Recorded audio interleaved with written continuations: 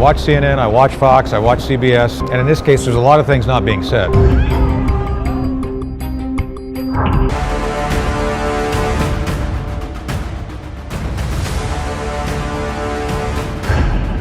This is just the essential nature of Chinese communism. Chinese communism is evil.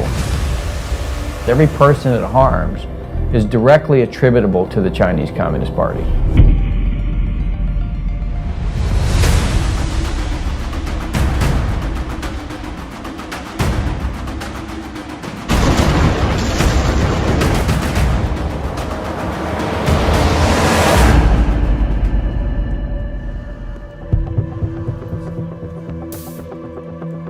I began looking into the origin of the now widely known coronavirus in early February, with its timing amid the Hong Kong protests, the Taiwan elections, and the US-China trade deal. My name is Joshua Phillip. I'm an investigative reporter at the Epoch Times in New York, writing about the Chinese Communist Party's programs of espionage and unconventional warfare for well over a decade.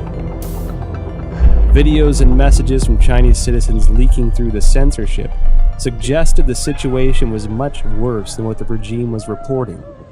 As my research progressed, initial answers turned into more questions. I soon realized there was much more to the story than we were being told. Today, the coronavirus is impacting over 100 countries around the world. Billions of lives are at risk. And from what is said by the Chinese Communist Party, this allegedly started spontaneously in the seafood market in Wuhan, China.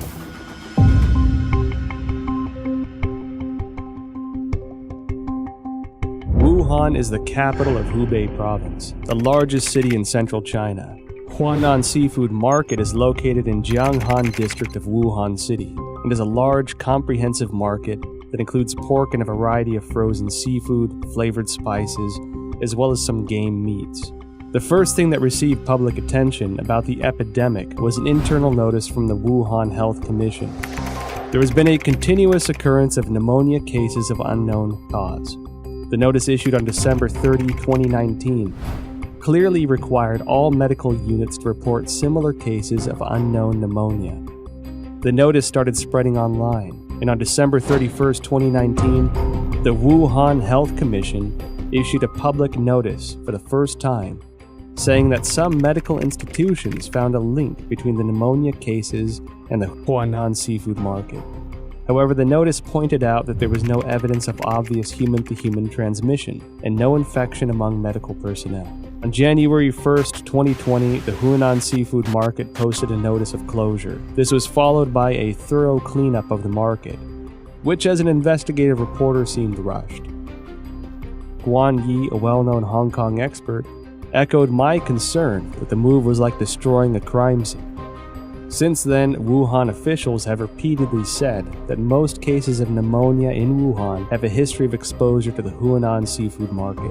On January 26, the Institute of Virology of China CDC announced that 33 of the 585 environmental samples from the Huanan Seafood Market were found to contain the novel coronavirus nucleic acid, and the virus was successfully isolated from the positive culture samples, suggesting that the virus originated from wild animals sold at the market. At this point, Huanan Seafood Market being the source of the epidemic became an official conclusion. A few days later, however, a report from the journal Science published online challenged that story. The report cited a paper in The Lancet, one of the world's top medical journals, and questioned whether Wuhan's novel coronavirus pneumonia could not have originated at the market. The paper, titled Clinical Features of Patients Infected with 2019 Novel Coronavirus in Wuhan, China, was published in The Lancet on January 24. The first author of the paper is Huang Xiaolin, Deputy Director of Jinyintan Hospital, the first designated hospital for treatment of unknown pneumonia in Wuhan. Why would this come as a challenge to the official narrative? I think this journal article is very important. It reveals a lot of important information. For example, this paper talks about the first patient onset was actually on December 1st. These patients were not related to Huanan Seafood Market. And also no epidemiological association was found between the first patient and subsequent patient. And then also on this paper, it talk about on December 10th, there were 3 more onset cases, 2 of which were not related to Huanan Seafood Market wholesale. Major discovery is that a total of 41 patients were counted in this paper, and 14 of them proved to be unrelated to the seafood market, accounting for more than 1/3. No one sells bed at the seafood market too, and the official from CDC didn't mention they find any beds in the seafood market too. Certainly the Lancet paper showing that supposed patient 0 was nowhere near the market. Secondly, that there are no bats in the seafood market or anywhere close. The idea of the spread so fast through a population, just the way it was said through the seafood market, is highly unlikely and improbable. On January 29th, the Lancet republished an analysis of 99 confirmed cases at Jinyintan Hospital, of which 50 had no history of exposure to the seafood market. According to the New England Journal, of the 425 cases confirmed, 45 cases onset before January 1st had no history of exposure to the seafood market. Notably, the authors of the 2 Lancet papers in the New England Journal of Medicine are doctors and medical experts in mainland China. Daniel Lucy, an epidemiologist at the University of Georgetown, said in response to the Lancet paper that if the data were accurate, the first case would have been infected by the virus already in November 2019, because of the incubation period between infection and symptoms. This would mean that the virus was quietly spreading between people in some parts of Wuhan before the cluster of cases with a history of exposure to Huanan Seafood Market began on December 15. The first expert group from the National Health Commission arrived in Wuhan as early as December 31st, 2019. The expert panel established a set of diagnostic criteria after investigating Jinyintan Hospital of Wuhan that stipulated a history of contact with Huanan Seafood Market, the person having a fever, and displaying the whole genome sequence. All 3 standards have to be met to confirm a case. This standard was used until a second group of experts, including Zhang Nanshan, arrived in Wuhan on January 18th and made a revision. Why did the panel impose a history of seafood market exposure as a criteria of diagnosis, knowing that at least 1/3 of the cases were unrelated to the seafood market? They clearly know about 14 patients not related to Huanan Seafood Market at all. That clearly means another source of outbreak. I think somehow this could be a malfeasance or somewhat intentionally cover up some important source of infection. It can go a long way to covering up the actual source by imposing a false place and you're not looking at the actual victims. Then you're only allowed to find your keys under the light post. The numbers that we're getting from China about new infections and deaths are highly suspicious. We know that Beijing for 6 weeks in December and January suppressed information of the epidemic. And then when they officially acknowledged it on January 20, they then started a campaign of suppression of information. We know that because the central leading group that was announced on January 26 has a 9-person roster, and it's very heavy with propaganda officials. Indeed, the vice chairman of the group is the Communist Party's propaganda czar. It appears that the party's main goal here is suppression of information, controlling the narrative. That's more important to them than actually ending the epidemic. I was in China when SARS happened, and we were evacuated, and it was exact same thing. There was no transparency. They tried as long as they could to cover it up until finally it was just like with the coronavirus, they could no longer cover it up, and then they proceeded to act. I mean, I think from my perception back then, their response to it is exactly the same.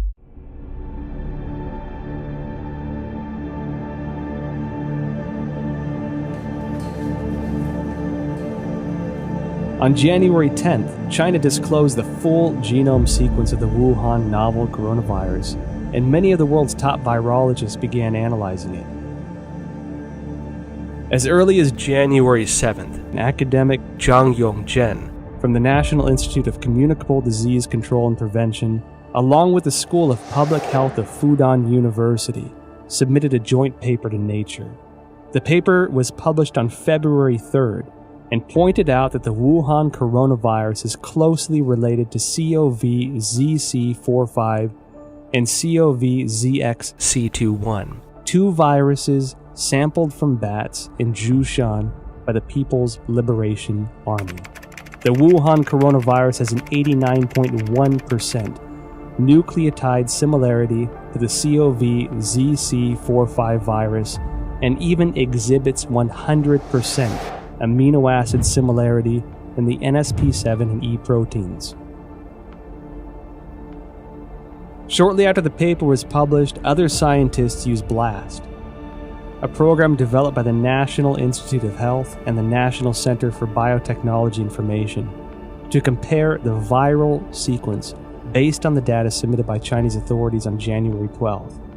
The results matched with Zhang's findings. Another scientist, Lu Raojian from the Chinese Center for Disease Control and Prevention, and their team also published a paper in The Lancet on January 30.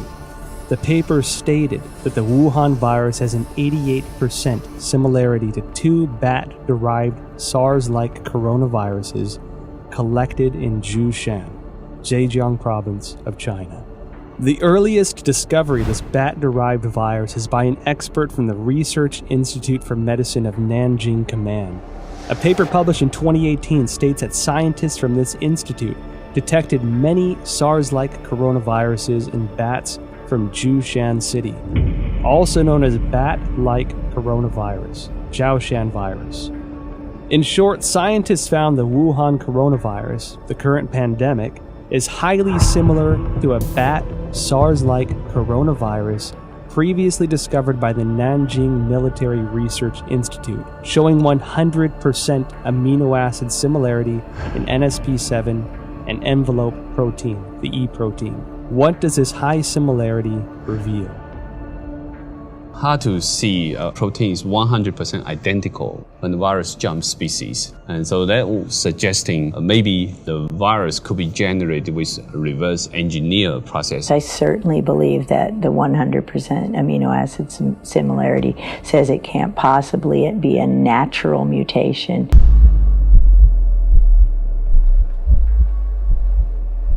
On January 21st, researchers from the Institut Pasteur, Shanghai, Chinese Academy of Sciences published a paper in Science China Life Sciences that mentioned an important phenomenon. The sequence of a key part of S protein of Wuhan virus has high homology with the SARS virus. What are S proteins? In the well-known coronavirus picture, they are little mushrooms attached to the surface of the virus. These S proteins, also known as spine proteins or spike proteins, are the most important tool for the coronavirus to invade human cells. If we compare the receptor, ACE2, on the cell surface of human bodies to a lock, this S protein is the key, which can unlock this lock on the cell surface and then invade into the cell to propagate and destroy it. That means virus now can infect human cell much easier. That's probably also one of the important reasons that contributing to multi-organ failure when people have a very severe disease. So it can spread out in the human body much faster. Well, the S proteins, the high similarity of the S proteins from SARS-1 to now SARS-2, that's your spike protein. That's the lock and key. That's going to be what drives it right through human cells. And so we know that's the pathogenic spike protein that for the original SARS. So now you're allowing that access to human tissues because the spike proteins of the natural evolutionary strains don't infect human cells at all. So that research has been going on at Wuhan and published since 2007. And clearly, if that spike protein from SARS weren't on the new COVID-19 or SARS-2, it wouldn't be able to enter human cells. So again, this is evidence that it couldn't go through the Wuhan seafood market. Research into the virus genome sequence revealed many essential data points. According to a February 28 report in the South China Morning Post, the Shanghai P3 laboratory, which first shared the Wuhan coronavirus genome with the world, was ordered to close by authorities, impeding further research on the virus. Professor Zhang Yongzhen and his team, who published the genome sequence on January 11th, worked at this laboratory. According to a February 26 report on Caixin, Zhang Yongzhen's team isolated and completed the genome sequence of the previously unknown virus on January 5th. On the same day, the Shanghai Public Health Clinical Center reported the discovery to the National Health Commission and recommended prevention measures. No response was received as of January 11th. And it was then that the team decided to publicize the virus genome sequence on virological.org, becoming the first team to do so in the world. Caixin also reported that the Hubei Health Committee already notified genome sequencing organizations on January 1st regarding the cessation of analysis of Wuhan virus samples. Existing virus samples must be destroyed. Information on the samples, related to papers and related data, are all prohibited from release. On January 3rd, China's National Health Commission distributed Notification Letter 2020 number 3, in which a similar directive was presented. Afterwards, the once active Chinese scientific community suddenly fell into an eerie silence. What was the Chinese Communist Party trying to hide? This is telling us the Chinese government is censoring this information. They do not allow the samples to be sequenced or do not allow the sequence to be published or submitted to the gene bank. Its response to this virus is extremely troubling. It ignored it for 6 weeks. It allowed it to spread around China. It tried to get other countries to not protect themselves. This is dangerous, irresponsible behavior, and it's endangered not only the Chinese people, but people around the world. There is no other way of looking at it. They are responsible for the continuation of this coronavirus. And every time it comes back, because it will come back, because it's going to be with us now permanently, it will come back, and every person that it kills, every person it harms, is directly attributable to the Chinese Communist Party.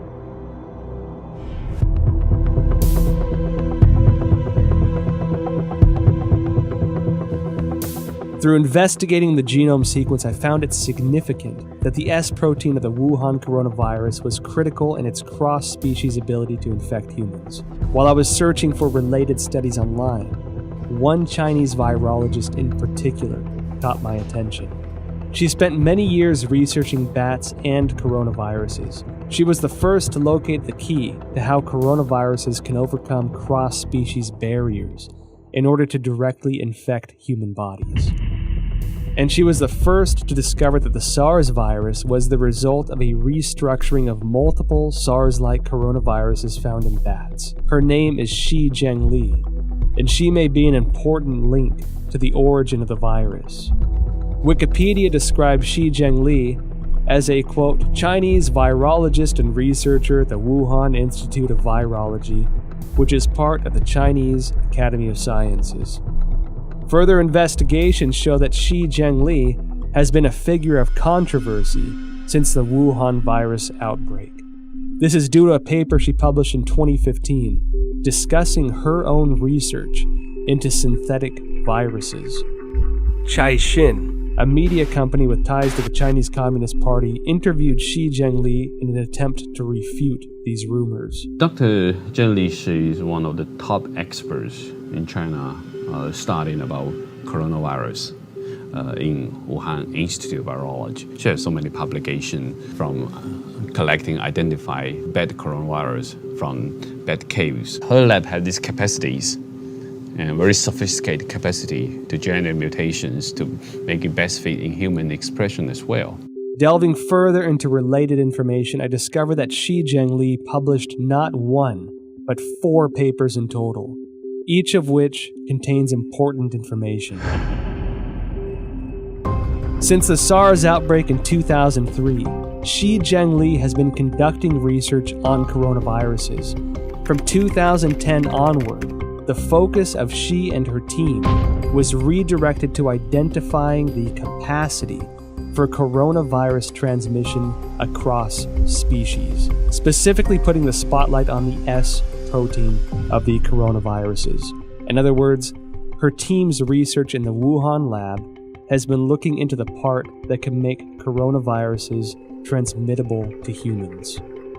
In June 2010, a team including Shi Zhengli published a paper. It describes research to understand the susceptibility of angiotensin converting enzyme 2 ACE2 proteins of different bat species to the S protein of the SARS virus. In the experiments, they also modified key amino acid convents to mutate the bat's ACE2 to examine compatibility with the SARS S protein. This paper demonstrated their awareness of the special relationship between the S protein and the ACE2 receptor. It also signified that she had unearthed the passageway for coronaviruses into human bodies. In October 2013, she and her team published a paper in the authoritative science journal Nature. They claimed a breakthrough in coronavirus research. What was their breakthrough?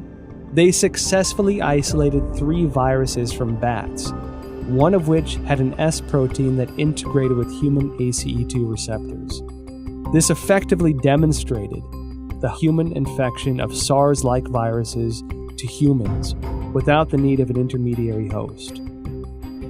Then, in November 2015, she and her team at the Wuhan lab once again published a paper, this time in the British journal Nature Medicine. They discussed the creation of a synthetic virus, a self-replicating chimeric virus. This virus had the SARS virus as the framework, with the key S protein replaced by the one they had found in a bat coronavirus she mentioned in her 2013 paper. This new virus demonstrated a powerful ability for cross-species infection. The mice infected with this synthetic virus revealed severe lung damage with no cure. This symbolized that Shi's successful splicing of the SARS virus was a key to open the door to the cross-species transmission. What is startling is that these successful experiments on mice were only the tip of the iceberg. They planned to further experiment on primates. Although Shi Zhengli did not indicate any conclusion from this research, her move to research on primates suggests this was to more closely simulate the infection of humans with this new synthetic virus. This wasn't done without controversy, however. Shi's experiments quickly triggered widespread debates from the academic community. Simon Wayne Hobson of the Pasteur Institute in France expressed deep concerns. He told Nature, if the new virus escaped, nobody could predict the trajectory. Propagation could happen anywhere. His statement is exactly what's happening, that the virus is everywhere. Additional studies very strongly support the idea that this new coronavirus came from a combination event. However, this did not terminate Shi's research. On November 14, 2018, Shi Zhengli spoke at the School of Life Sciences and Biotechnology at Shanghai Jiaotong University. The topic was bat coronavirus and its cross-species infection. Reports of this event have since been deleted from the university website. I discovered 2 more significant pieces of information regarding the dangers of the research conducted by Shi Zhengli's team. First, on October 16, 2014, the Obama administration, wary of the potential threats to public health from the gain-of-function GOF research into SARS, MERS, or influenza, announced through the National Institute of Health that it was suspending funding into similar research. The funding pause included Shi Zhengli's research project, Genetic Engineering of SARS-like Coronavirus in Bats, a collaborative effort with Dr. Ralph Barrick, a virologist at the University of North Carolina. Second, after the Wuhan outbreak, Indian researchers compared the S protein sequence between 2019 nCoV and SARS. They discovered that 2019 Ncov had 4 new sequences inserted, all of which can be found in HIV sequences through a search on GenBank. Shi Zhengli discredited those observations, although she never denied the existence of the 4 inserted sequences. However, scientists probing GenBank found that there were only 3 viruses containing all sequences. The first is the HIV virus itself. The second is a bat coronavirus discovered by Shi, and the third is this new Wuhan coronavirus. We've done this kind of work for now 40 years for me. There's the sequence analysis and comparison of the virus of the SARS-2 COVID-19 apparently has genes that come from other human and other species, including some envelope, the GP41 from HIV. What is the HIV's GP41? The answer I found online describes GP41 as a protein of HIV that acts as the key to infecting human bodies, resulting in the functional failure of the immune system. If the discovery by Judy and her colleagues are established, it would mean that the infectious part of the Wuhan virus, the S protein, incorporated the sequence of the HIV key protein. This made me think of the immunodeficiency symptoms in people infected. They were doing research on a human transmittable coronavirus that was actually published in a paper. So this is research that they actually published. They were working on developing a coronavirus for the human host, which, leads you to question, why would you be creating a coronavirus that can infect humans?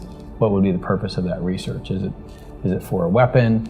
Is it so that you can then create a vaccine that you are the sole recipient of the profits from? The Chinese have full access to our databases.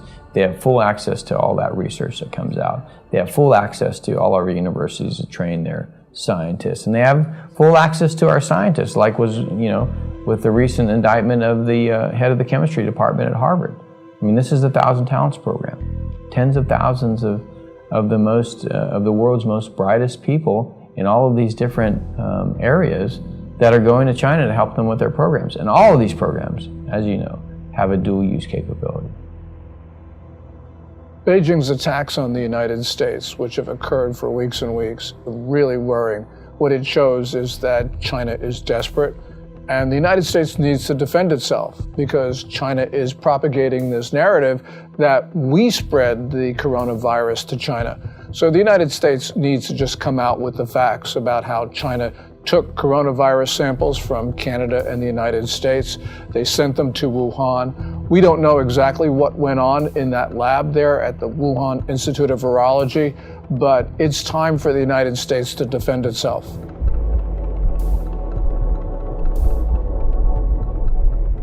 January 23rd, 2020.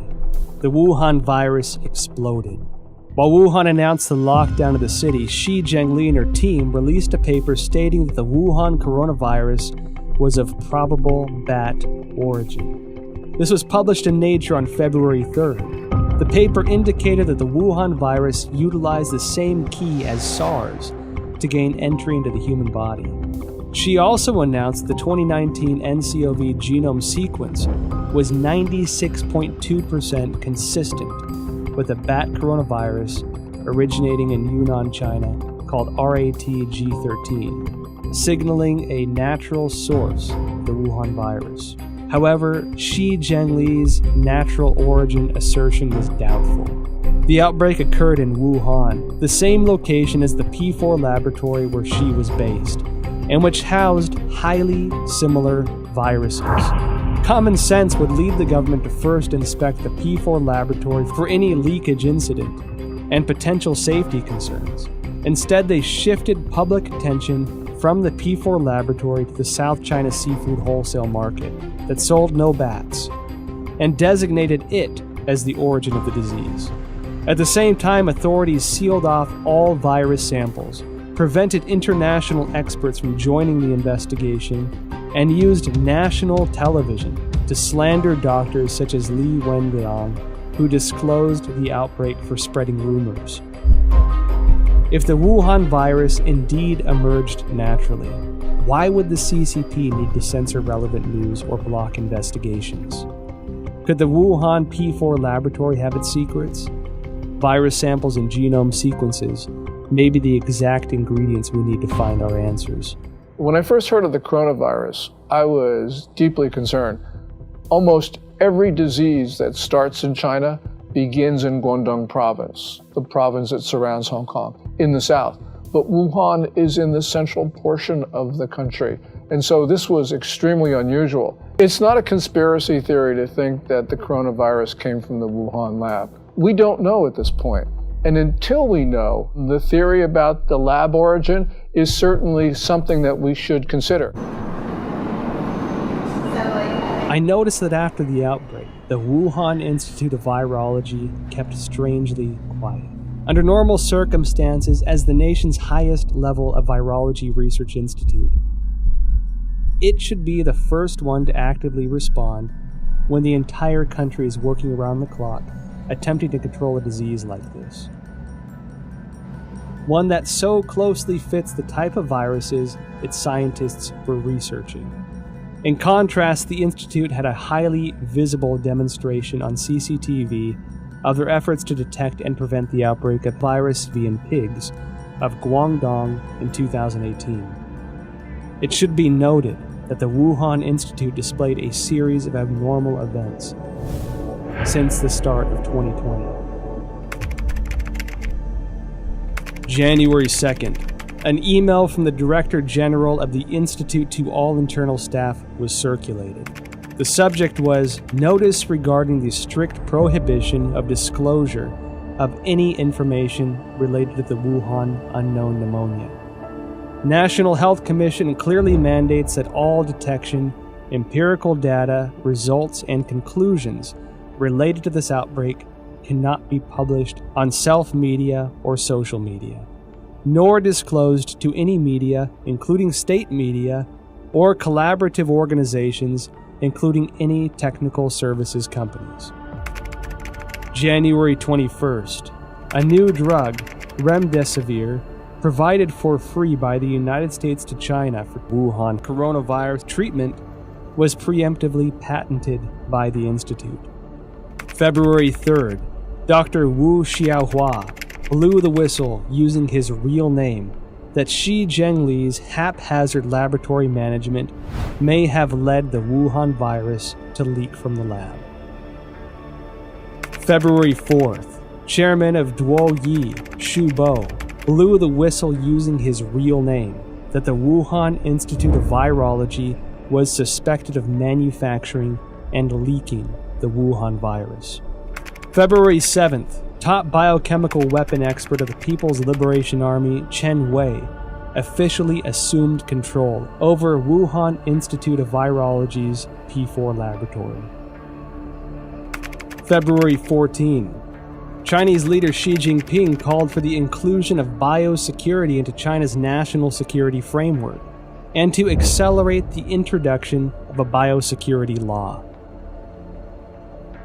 February 15, the Institute refuted widely spread rumors on Chinese social media that a female graduate, Huang Yanling, was patient zero and had perished. However, Huang's photo, CV, and thesis were all removed from the Institute's official website, leaving only her name.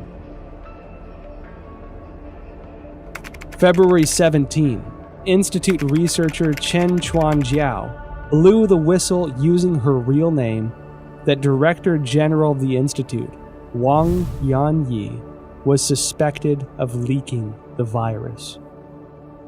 I graduated from the University of Virginia in 1980. My first job was to go to the National Cancer Institute, which was housed at Fort Detrick, Maryland, the same place that houses the USAMRIID, U.S. Army Research Institute on Infectious Disease, the biosafety level 4 facility, equivalent of the Wuhan facility. And so at these facilities, it's where investigators, who I went in there myself, you can see the breakdowns in safety, and it's everywhere. That's why I have no doubt the Chinese biosafety level 4, it was just as lacking in safety, in rigor. You can argue that they don't care. Suspected of leaking the virus, military biochemical weapons expert assumes control.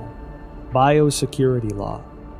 Now, when these sensitive keywords are connected together, it tells me that the P4 laboratory is not an ordinary academic research institute. I decided to start from the beginning of the Wuhan P4 lab. On January 23rd, the day Wuhan was locked down, French website challenges.fr published an article that revealed many details of the collaboration between France and China to establish the P4 laboratory in Wuhan. In 2003, after the SARS outbreak in China, the Chinese Academy of Sciences requested assistance from the French government to build a virology research center of the highest level. With the support of then French Prime Minister Raffarin, the two countries signed a contract to jointly construct the P4 laboratory under a wave of contention. According to the contract, French architect RTV in Lyon was responsible for the engineering of the laboratory. However, Chinese authorities switched the work to a local Wuhan architect, IPPR, based on research conducted by the General Directorate of External Security. IPPR had close ties to subsidies of the Chinese military, some of which were already targets of concern by the American CIA. Within the 12 subsidiary departments, there was even a specific military management office. The French delayed repeatedly, given security concerns. It wasn't until 2017 before the Wuhan P4 laboratory was operational, and French security continued to suspect that the Chinese regime was conducting biochemical weapons experiments. Who is the real boss of the P4 laboratory? The Wuhan P4 laboratory was a subsidiary of the Wuhan Institute of Virology, which is managed by China Academy of Sciences. The director of the laboratory was Yuan Shiming, who was also the head of Chinese Academy of Sciences Wuhan chapter. Design and funding for construction were the responsibilities of the ex-vice presidents of the academy, Jiang Mianheng from 1999 to 2011, and Chen Zhu from 2000 to 2007. Jiang Mianheng was the eldest son of ex-CCP leader Jiang Zemin. After Jiang Zemin ascended to power after the Tiananmen Square massacre, his son entered the academy and led the Institute of High Technologies Research and Development. Jiang Mianheng created the Shanghai Institute of Life Sciences, and together with China Academy of Sciences, Shanghai colleges and universities, Shanghai hospitals, military hospitals, and research institutions, formed a profit group of life sciences organizations. They controlled China's major life sciences research projects and allocation of massive funding. Jiang Jicheng, son of Jiang Mianheng, is the controlling shareholder of Wuxi AppTec, which in turn is controlling Fosun Pharmaceutical, China's agent for Remdesivir. Effectively, Jiang Jicheng is the kingpin behind the specific medicine for the outbreak. Meanwhile, Chen Zhu is the current president of the Red Cross Society of China, which had faced numerous scandals since the outbreak. In 1999, while Jiang Zemin was in power, the People's Liberation Army published a book, Unrestricted Warfare, in which strategies for a weaker nation to combat a stronger nation are discussed in the context of modern warfare. One of the authors, Qiao Liang, wrote, "After the first Taiwan Strait crisis, we realized that if the Chinese and American military fought head-on, we are at a disadvantage. Therefore, we need a new strategy to help our military tilt the balance of power. This new strategy is called unrestricted warfare, a variety of means beyond all limits, without any restrictions. It could be military related, including guerrilla warfare, terrorism, biochemical warfare, or it could be non-military related, such as drug trafficking, poisoning, environmental destruction, and computer virus dissemination. Israeli expert in biological warfare and former intelligence officer Danny Shoham published a paper in 2015 in India's Journal of Defense Studies. He pointed out that China will not miss, skip, or abandon any highly advanced technology, especially military-related technology. The article noted that China had 12 facilities related to the Ministry of National Defense and 30 subsidiary facilities of the PLA participating in the research, development, manufacturing, testing, or storage of biological weapons. The Federation of American Scientists indicated similar concerns in an evaluation report. The organization believed that the CCP possessed advanced chemical warfare projects, including research, development, manufacturing, and weaponizing capabilities. The CCP is usually known to have a proactive biological warfare portfolio, including state-funded and sponsored research activities. I believe they have them. I believe they're developing them. I think they want to be the most advanced nation on earth when it comes to biological weapons. The same as I believe that they do forced organ harvesting. The same as I believe that they have concentration camps for Uyghurs. The way I believe that they have systematically killed millions of Falun Gong. It is the same thing, this regime. You can count on it. So Wuhan as an area, I think, is critical by the fact that there's a lot of concern about what China's ambitions are regarding long-term global domination. I'll just say it that. Their military doctrines indicated that they intend to be the dominant political and military force in the Pacific Rim. I've talked to senior members of the Trump administration who have had conversations with the senior Chinese generals, and that's what they basically say. It's in their doctrine, too. So we have to examine this new clue. This is one piece of the, Wuhan, biological warfare. Does this mean something to these other things we're already seeing? Because the Chinese have already kind of stated this is their objective. So I think we have to analyze it through that lens. What does this mean to the larger political narrative of what China wants to do to dominate the region and potentially the world? We don't have to speculate about being at war. Last May, the Communist Party, through People's Daily, carried a piece which said that there was a quote-unquote people's war against the United States. They've declared war on us. We have to respond. There is a war. China's told us there's one.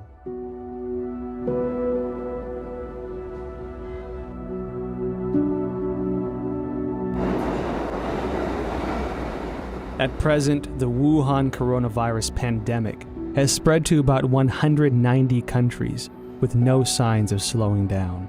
The United States announced a state of national emergency. Europe became the new center of the outbreak.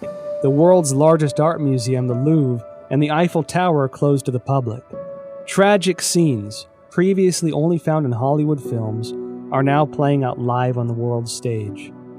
And given how closely it seemed to align with the Chinese regime's narratives, I can't help but question the role the WHO had in this catastrophic pandemic.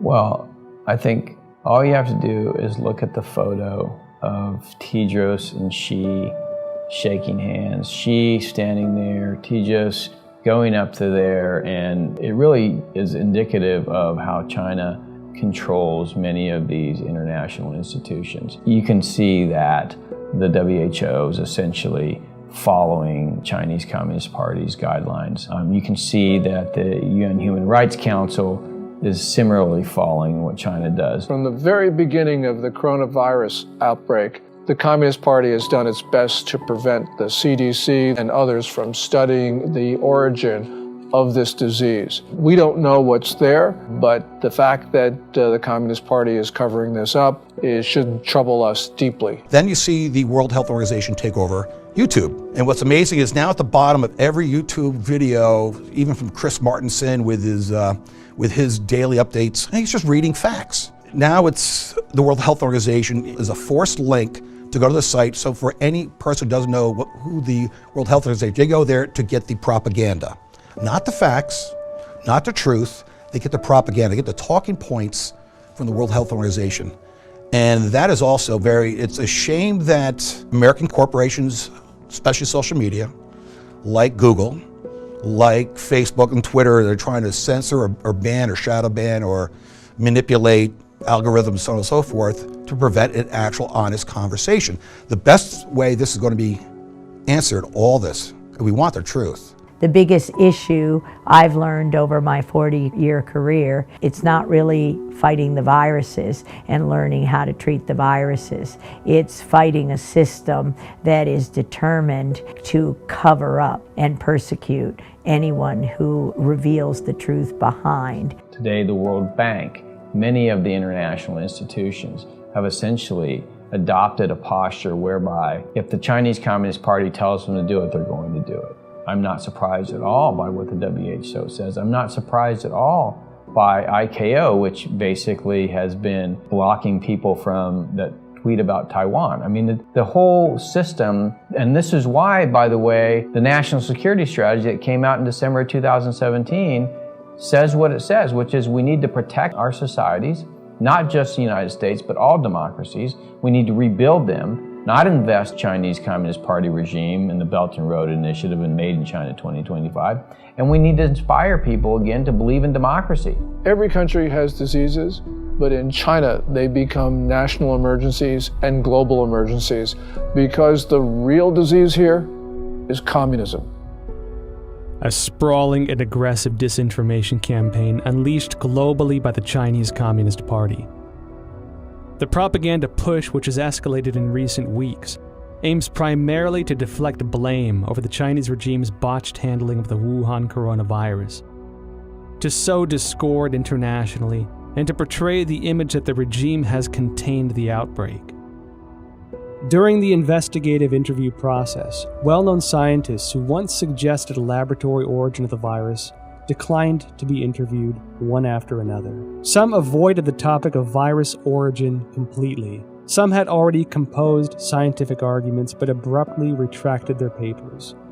I felt as if a giant net of censorship was cast by the CCP over virologists around the world. Silence at this time could have consequences for the health and lives of billions of people. I watch CNN, I watch Fox, I watch CBS, and I try to make my own assessment. And a lot of the time, you can figure out what's really going on by what they're not saying. And in this case, there's a lot of things not being said. Bottom line, they want to make money from China. They fear the Chinese repercussions if they air this stuff. It just gives you an indication of how powerful the Chinese Communist Party is. Chinese Communist Party suppressing speech in the West because these companies make money from China and they're afraid that they're not going to make, the Chinese Communist Party is going to punish them if they essentially publish this stuff or allow it to be aired. There is no other reason. I think we have to recognize, your audience who haven't seen it, I highly recommend Chernobyl, because the same basic governance model that screwed up Chernobyl, I would argue, is now in charge of the response of the coronavirus. So whatever you saw go wrong in Chernobyl, you could still see that potential here. I'm not saying it's going to be that bad. I'm just saying that the party, the central party, is the thing which they want to protect, their power. And people and nation issues are secondary to the continuation of power. Communist Party is malign and it is grossly irresponsible. It has pressured governments to keep their borders open, and it had to know that that would result in the fast spread of coronavirus to other countries. This is the worst sort of behavior, and the world's got to understand that there will not be peace, there will not be good order and stability in the world as long as the Communist Party rules China. The Wall Street Journal writes a piece as China is a sick man of Asia. It needs to be corrected. It's not China is a sick man of Asia. It is the Communist Chinese Party that's a sick man of Asia. The Communist Party has policies that people abhor. And it's not just its reaction to the coronavirus. We see this with the suppression of rights, also with holding perhaps 1 million people, maybe even 3 million people in concentration camps. So this is just the essential nature of Chinese communism. Chinese communism is evil. While China pretends to be a responsible member of the international community, in reality, they are doing much to undermine the rule of law and human rights. We at the Epoch Times refer to the Wuhan coronavirus, or COVID-19, as the CCP virus. Because the Chinese Communist Party's cover-up and mishandling allowed the virus to spread throughout China and create a global pandemic. On March 24th, Texas lawyer Larry Klayman filed a complaint in Texas federal court seeking at least $20 trillion from the Chinese government.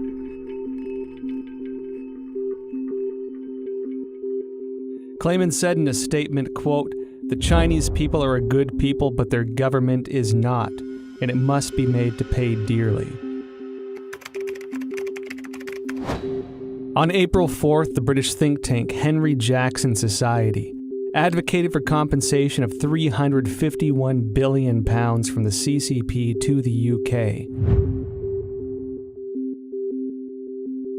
and that the government should pursue it through international courts. The same report called for a total compensation of £3.2 trillion to the G7 for the damages caused by the cover-up of the outbreak. On the same day, the All India Bar Association filed a complaint to the United Nations Human Rights Council, seeking an unspecified amount as reparations from China over the global spread of the coronavirus. Evidently, the CCP violated the international health regulations. The United States and the international community must regain their senses and take action. Reveal the truth through investigations, initiate sanctions against the CCP, and seek massive restitution for the worldwide public health emergency resulting in tremendous health and economic loss. As the people of Taiwan and Hong Kong are insisting, only by trying to stay away from the CCP's invasion can we protect ourselves in this global disaster. Let's start protecting ourselves. Let's start rebuilding our country. Let's start investing in our people. Let's start inspiring people to love democracy and transparency and open markets, not what the Chinese have, which is essentially, if you read document number 9, counter to every single one of those things. So, I mean, it gives us a real opportunity to kind of reevaluate the kind of world we want to live in and fight for the right side of that world. I want them to see the true nature of the Chinese Communist Party, because when they do, they're going to wake up. And when that happens, democracies will begin to flourish again. And when that happens, perhaps, just perhaps, the people of China will have a chance. This virus must have a message for all of us as people of this earth. We need to take a break from our busy schedules and seriously consider the repercussions of our ever-expanding scientific research and development. Did we go too far? Do our desires and ambitions go against the laws of nature and pull us further from the direction given by heaven? Maybe when this virus lifts, we can again find our traditional values, rediscover kindness and virtue, family and community. I believe that viruses can't survive where hearts have compassion.